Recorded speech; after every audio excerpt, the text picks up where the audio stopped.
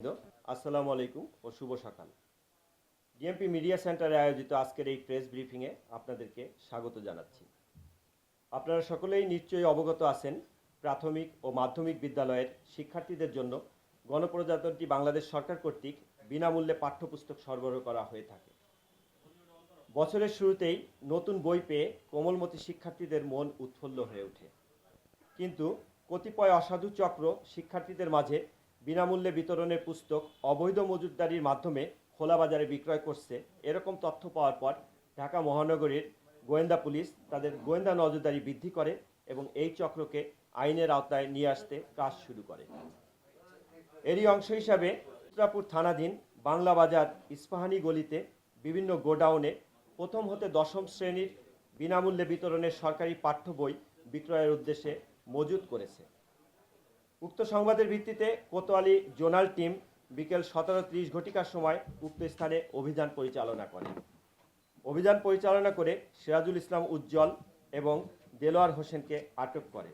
এ সময় তাদের হেফাজতে থাকা প্রায় 10,000 বিনামূল্যে বিতরণের সরকারি বই উদ্ধার করা হয়।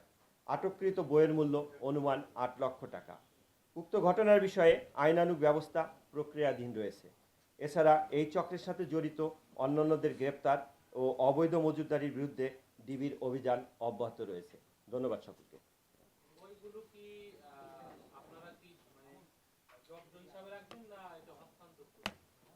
এ বিষয়ে সকালবেলা আমরা কথা বলেছি। আমরা ন্যাশনাল কারিকুলাম টেক্সট বুক বোর্ডের চেয়ারম্যান মহোদয়ের সাথে কথা বলেছি। তা আমরা যেটা করব যে বিজ্ঞ আদালতে আমরা একটা আবেদন দিব যে বইটা যেন আমরা বিজ্ঞ আদালতের আদেশ মোতাবেক আমরা ন্যাশনাল কারিকুলাম টেক্সট বুক বোর্ডকে ফেরত প্রদান করতে পারি এবং ফেরত প্রদানের করলে তৎপরবর্তী তারা হয়তো সেই ক্ষেত্রে ব্যবস্থা নেবেন। তবে এই ক্ষেত্রে বিজ্ঞ আদালতের আদেশের উপরে আমরা ব্যবস্থা নিব। আমাদের কাছে প্রাথমিক তথ্য যেটা, সেই তথ্য অনুযায়ী যেটা আমরা জানতে পেরেছি এ পর্যন্ত জিজ্ঞাসাবাদ করে, যে বইগুলো সাধারণত যে প্রসেসে করা হয়, ন্যাশনাল কারিকুলাম টেক্সট বুক বোর্ডের এখানে উৎপাদন বিতরণ এবং নিয়ন্ত্রণ নামে একটা শাখা আছে, যে শাখা থেকে যথাযথ যে ওপেন টেন্ডারের মাধ্যমে কার্যাদেশ প্রদান করা হয় বিভিন্ন প্রেসকে। প্রেস বইগুলো ছাপায় এবং বাঁধানোর পরে এই মাউসির মাধ্যমে সেটা বিতরণ, অর্থাৎ সেই ডিস্ট্রিক্ট লেভেলে, জেলা লেভেলে যে জেলা শিক্ষা অফিসারের কাছে সাধারণত প্রেরণ করে থাকে। শিক্ষা অফিসার যেটা করেন, সেখান থেকে এটিও অর্থাৎ উপজেলা শিক্ষা অফিসারের কাছে প্রেরণ করে এবং সেখান থেকে সংশ্লিষ্ট স্কুলগুলোয় যায়।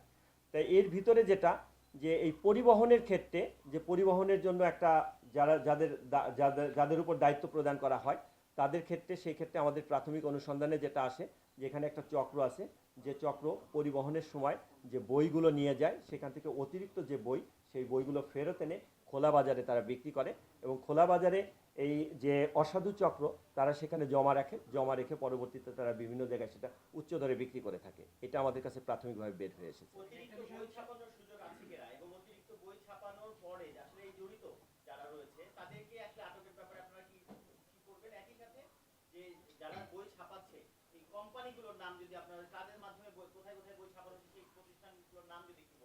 আমরা এ পর্যন্ত যেটা জানতে পেরেছি, মোট 116টি প্রেসে বই ছাপানো হয়। সেটা আপনার ঢাকা শহরের ভিতরে আপনার বাংলা বাজার আছে, আর অন্য বিভিন্ন জায়গা আছে। এছাড়া ঢাকার বাইরে নোয়াখালী, চট্টগ্রাম, যশোর বিভিন্ন জায়গায় প্রেসে বই ছাপানো হয়, যেটা সরকারিভাবে কার্যাদেশ তারা পেয়ে থাকে।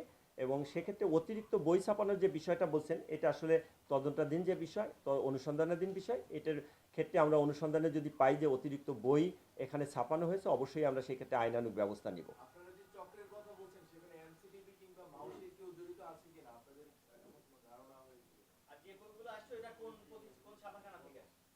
এটা আমরা খোলা বাজার থেকে নিয়েছি। খোলা বাজারে আপনার যেটা, যে এই বাংলা বাজারের ইস্পাহানি গলির যে গুদাম আছে, সেই গুদাম থেকে পেয়েছি। আমরা যেটা জানি যে আপনার এই বইগুলো সাধারণত সংরক্ষণ করা হয় এনসিটিভির দুটো গুদাম আছে, একটা হলো তেজগাঁ, একটা টঙ্গীতে। যদি কোনো বই থাকে সেক্ষেত্রে সেখানে সংরক্ষণ করা হয়, এর বাইরে সংরক্ষণের কোনো সুযোগ নেই। বাইরে যেখানেই সংরক্ষিত থাকুক, সেটা আপনার অবৈধভাবে সংরক্ষণ করা হয়েছে মর্মে আমাদের কাছে প্রতীয়মান হয়েছে। আর এটার সাথে অন্যান্যদের যে সংশ্লিষ্টতার যে বিষয়টা বললেন, সেটা তদন্ত সাপেক্ষে যদি কারো সংশ্লিষ্টতা থাকে, তারাও আইনের আওতায় আসবে।